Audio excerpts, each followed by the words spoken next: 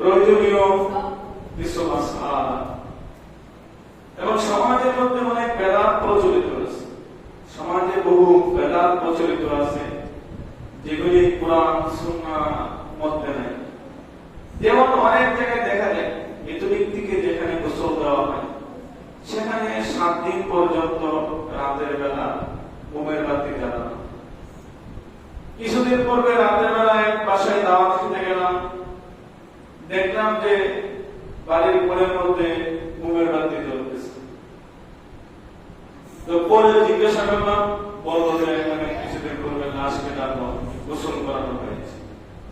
তো লাশকে যেখানে গোসল করানো হয় সেখানে 7 দিন 40 দিন বা নির্দিষ্ট কিছুদিন মাগরিবের পরে যে মোমের বাতি জ্বালানোর প্রচলন অনেক জায়গায় রয়েছে এবং অনেক জায়গায় জ্বালানো হয়, এটা বেদাত। হাদিসে এর কোনো প্রমাণিকতা নেই, এটা বেদাত। এটার মধ্যে কোনো সওয়াব ফজিলত কিছুই নেই, বরঞ্চ বেদাত হবে। এই জন্য এই বেদাত থেকে আমাদের বেঁচে থাকা দরকার। মহিলাদের শুধু মহিলা পশু জবাই করা বিধান। অনেক জায়গায় দেখা যায় হাঁস, মুরগি ইত্যাদি জবাই করার সময় বলে পুরুষ মহিলা দ্বারা জবাই করা যাবে না, এরকম ধারণা অনেকে পোষণ করে। এটা সঠিক। হাঁস মুরগি জবাই করার প্রয়োজন হইলে মহিলা জবাই করতে পারে।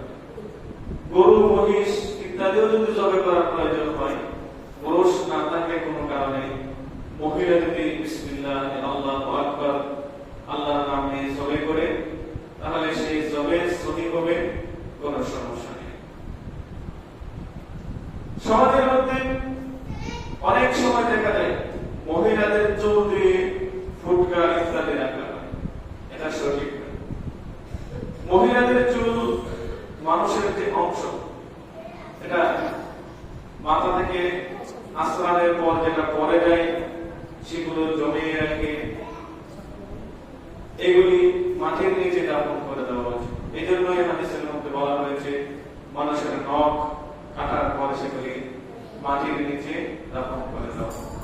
অতএব মহিলাদের চুল দিয়ে বাচ্চাদেরকে যে ফুটকা রাখানো হয় এটা সঠিক নয়।